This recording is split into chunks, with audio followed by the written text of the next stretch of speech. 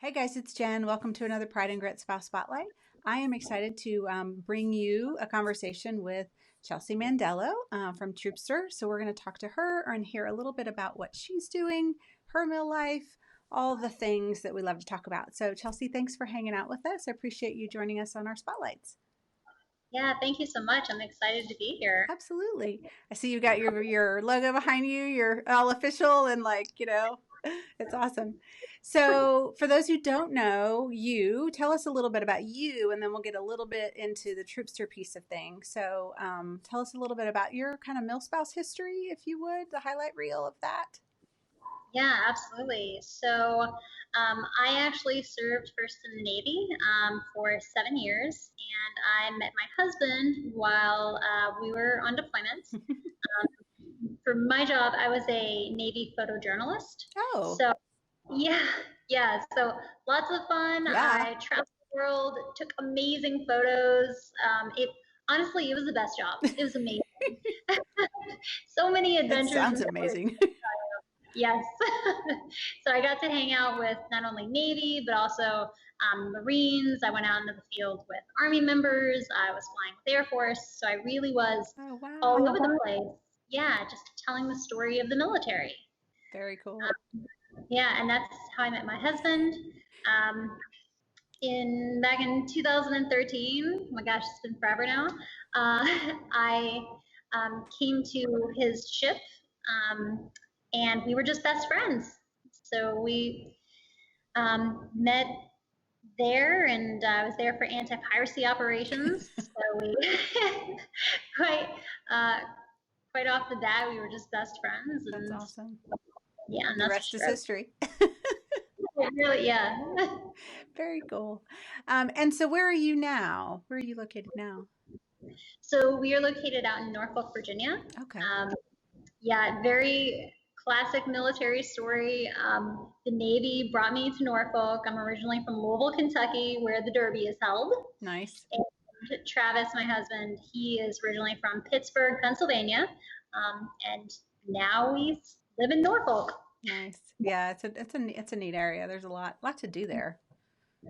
Absolutely. Yeah, I mean, really, it's a great area, and I love being so close to places like Colonial Hmm. Williamsburg and Richmond, and North Carolina is just a hop and a skip, so it's great. Yeah. No, there's worse places to hang out for sure. For sure. So tell us about what you're doing with Troopster and kind of I guess the history of where where did that idea come from? What, I don't know, just kind of walk us through the path for you, because I know you've been around quite a while. And so I'd love to hear a little bit more about how that all started and what you guys are doing now. Yeah, absolutely. Um, actually, the same deployment that I met my husband, I had this idea for a care package company. And it kind of originated because for that time, if anyone remembers, we were going through sequestration. Hmm. So it was really tight for the military, and all of our deployments got extended. So we went from a 6 month deployment to an 11 and 12-month deployment, Yeah.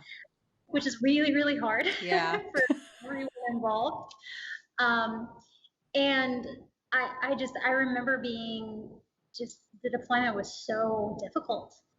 And my mom back home, which, as I mentioned, she's in rural Kentucky.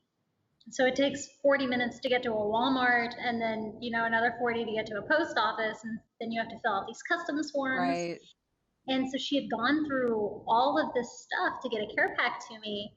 And then by the time it made it, like everything had gone bad. Mm, Yeah, and it was just really heartbreaking. yeah. So I just wanted to see if there was something, that I could help with. So I went online, and I started just Googling, care package company, care Right. package services, what we all do, Yeah, right? right. There's an app for Yeah, of that. course. And there wasn't.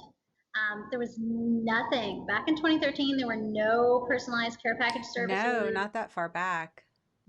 No, nothing. Um, so I started kind of putting it together, mustering my courage of, okay, what what could this look like? And actually, the year that I launched, which was 2015, my husband went on another 11 months deployment. Hmm. Yes, and so he got to be my test person to be receiving care packages. But yeah, that's the story, and really since then, now I mean So, we have grown.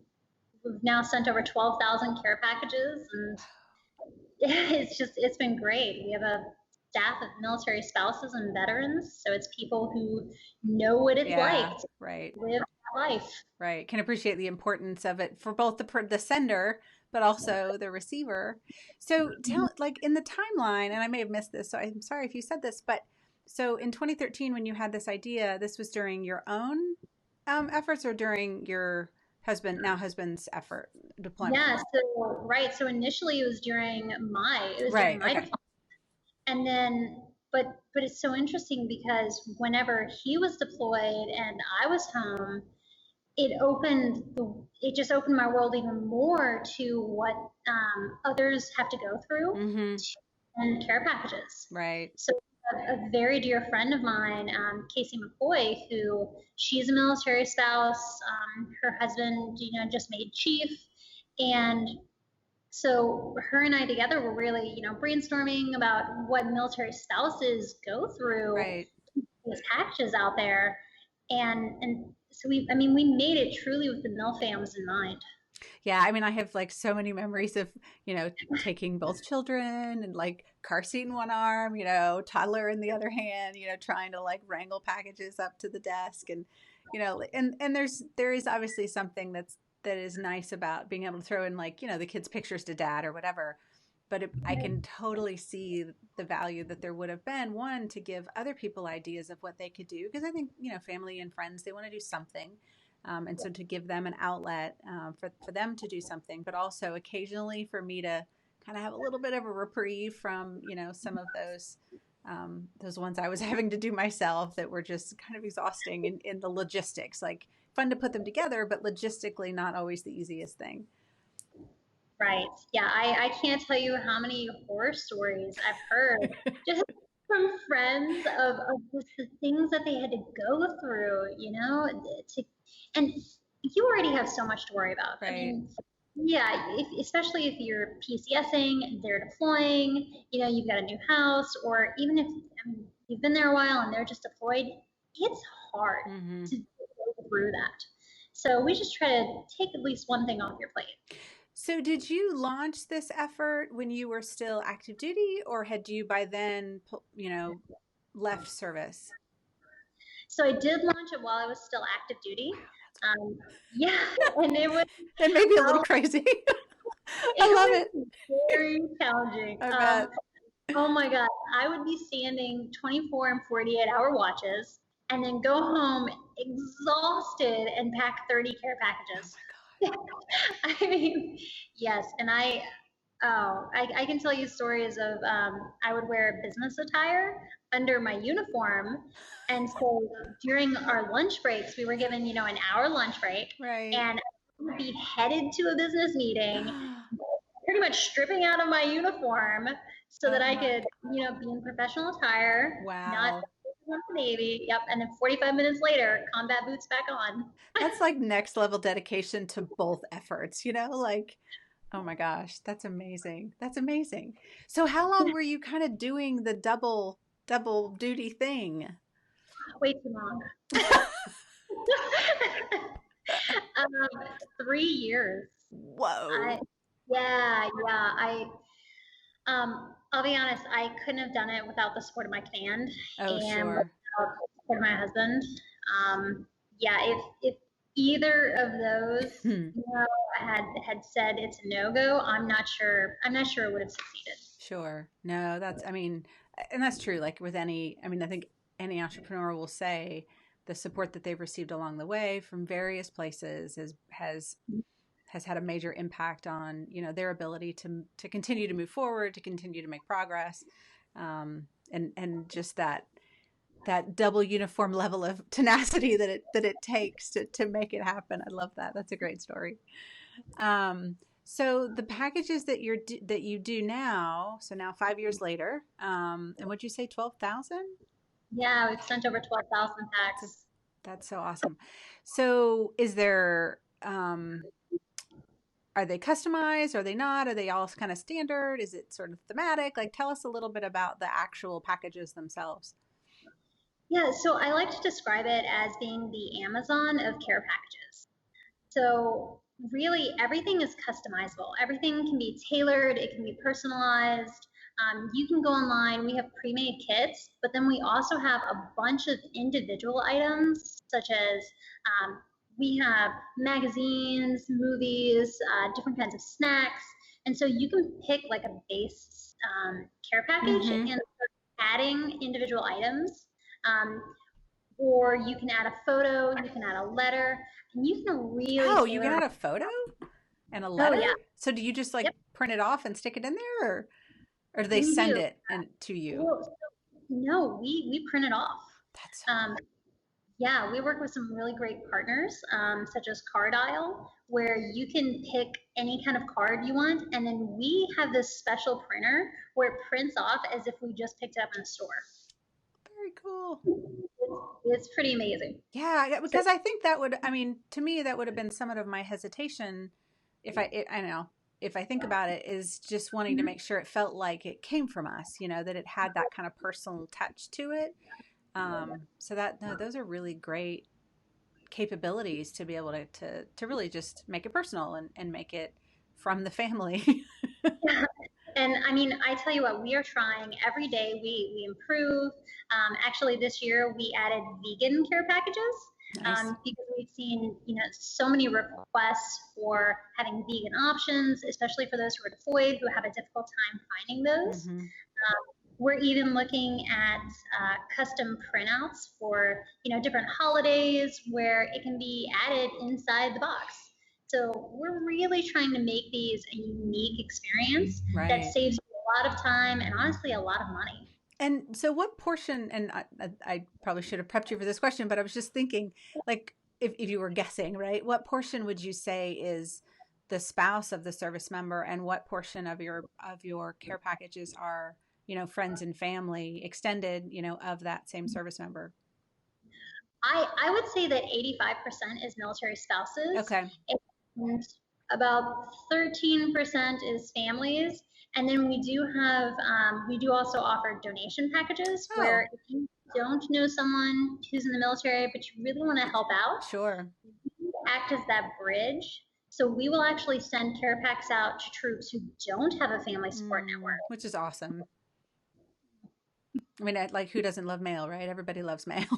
Everyone loves mail, yeah, and it's just that not everyone is fortunate, to have such a great family. Right. So Yeah. we try to take care of everyone Yeah. deployed. No, I love that. And are they all kind of the same size, the same kind of price point? The boxes themselves, or do those customizations really kind of dictate in the end what that looks like? Yep, the customizations really dictate it. We have 5 different box sizes. Oh, Um, yeah, from a smaller box all the way up to a really, really big box. Yeah. So there are times where we send out to an entire unit or right. I was division. just thinking that, like, they're like Right. sponsoring a unit or sponsoring yeah, Absolutely. a Yep. platoon or something. That's cool. Oh yes. So we have to be able to fit quite a lot into a very, very big box. That's it. That's so okay. So what in addition to those, what else are you guys into that you'd like us all to know about? What else are you guys doing right now? Yeah, well, lately, this has been the COVID-19. Uh, so, so we've all kind of, fallen under Corona. And well, to say that we're all, working from home, we're all having Right. to pivot. And so something that we saw a pretty big need from was that a lot of healthcare workers, hospitals, nurses, there wasn't a big supply of masks, of PPE, of safety equipment. And we started to realize that we had the capability of purchasing these items from our distributors, but then and also using our warehouse and our facilities to send packages. Mm-hmm. So recently we launched an initiative to send 50,000 medical essential kits to really our healthcare heroes who are fighting COVID, That's just awesome. nationwide. And so how do people are do people sponsor individual packages at this point, or how does that all work for folks who are interested? So anyone can visit our website. We have a COVID-19 page dedicated for this entire thing. And they can either donate a package, which would then go to a healthcare worker, a nurse, even a corpsman, so military personnel as well who are fighting COVID. They're included in this also. Okay. Um, but then if someone wants to purchase one as well for, let's say, their service member or even for themselves, they can do that as well through our site. Okay. Hmm. Very cool. Yeah, I can. There's a few people I can think of that are, nurses in the family and things like that. That would be interesting to see if, how, that would be something that would just be, to your point, just a way to kind of, continue to say thank you and continue to help where, where you can. I think right now it's hard to not feel a little bit helpless and a little bit like there's not much you can do except do the things that you do for your own family. But finding ways to kind of give out, I think, at least for me, is something that kind of makes it all feel a little better. Right. No, I completely agree with you. In fact, we're about to have our first big pack event where we're sending out 600 Oh, medical essential kits, yeah, to a nice, hospital. nice. That's yeah. No, that's a great. It's just that's a really great way to utilize this structure that you already have, and being able to see that need and being able to kind of, pivot towards that and be able to help fill that for people. That's yeah. No, that's awesome. I love it. So I'm gonna like backtrack just a teeny bit because I realized I jumped over in the beginning a question I always ask. So I'm curious. I'm gonna ask you this, and then we'll kind of come around and talk about how everybody can find you and all that stuff.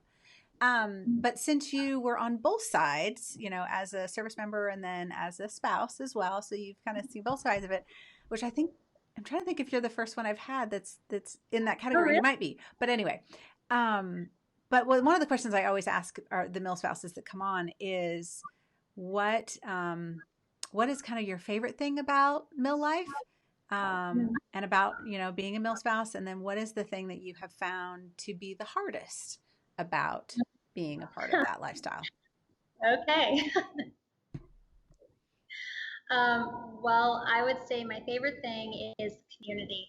Um, it is, it's almost inexplicable, Mm-hmm. but the community around just the entire armed forces, for military spouses, we're all in this together.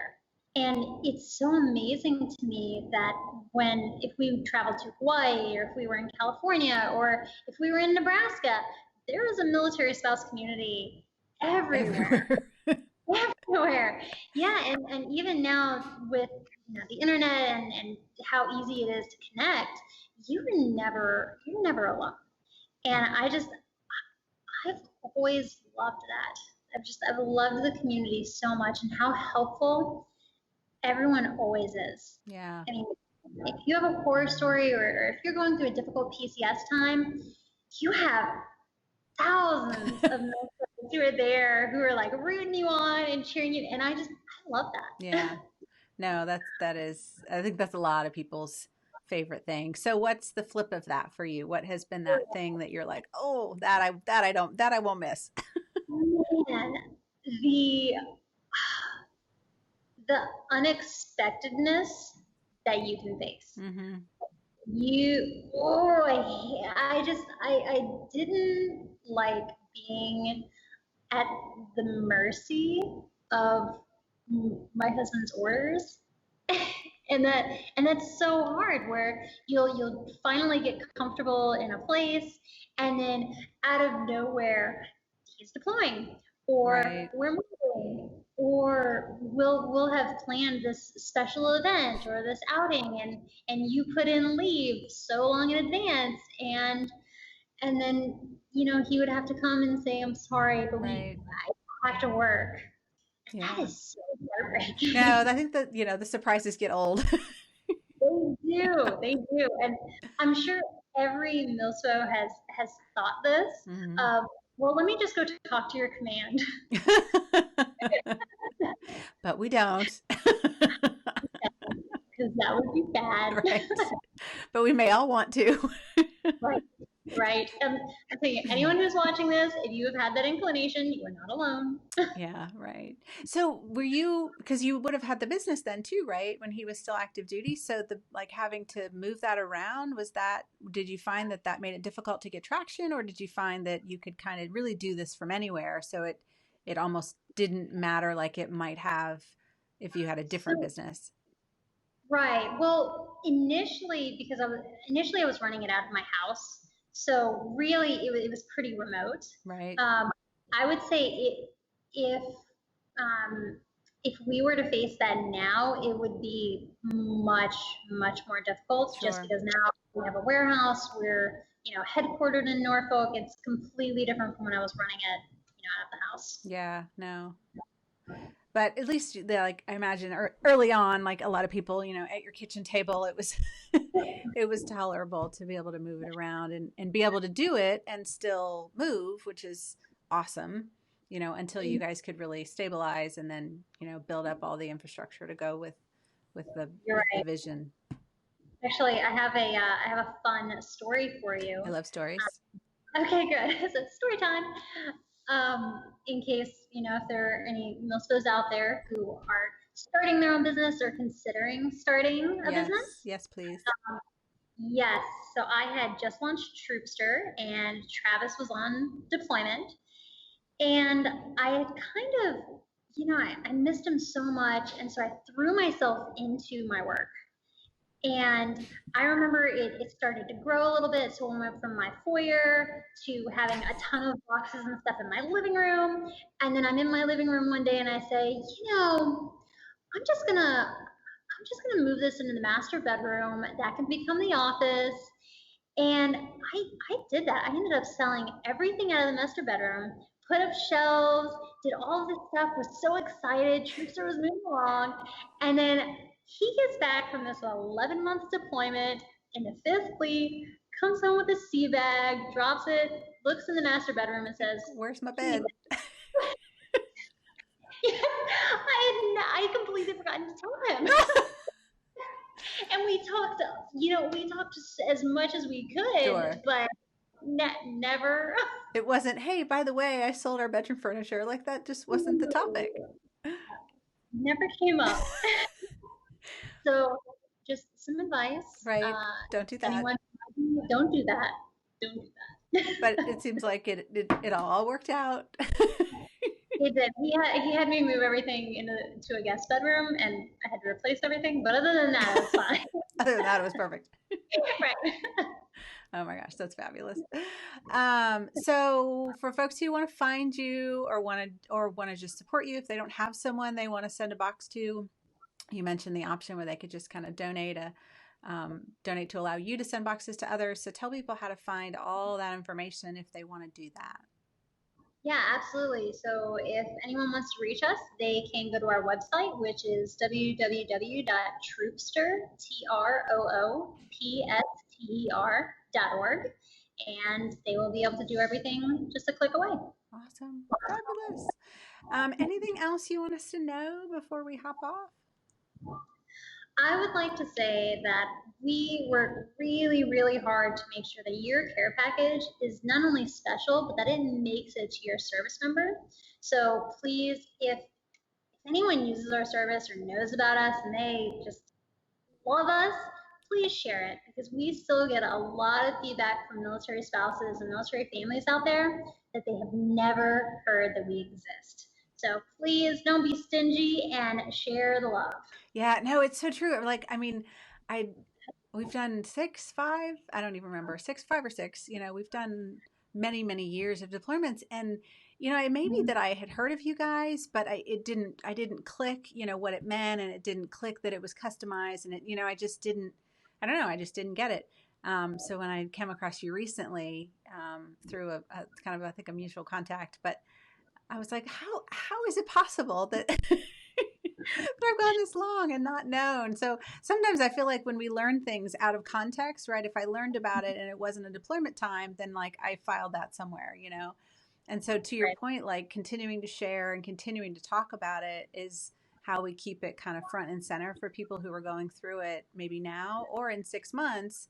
We have to keep talking about it because like I can't remember. I'm not going to remember that stuff, but until Right. I've used the service, and then I would remember. But so no, Mhm. I love that, and what I love about this community is just the fact that I feel like once people know there's someone trying to do good things, there's so much willingness to help and to kind of promote that and to help be one of those voices for you. So I certainly hope that our audience will do that for you as well.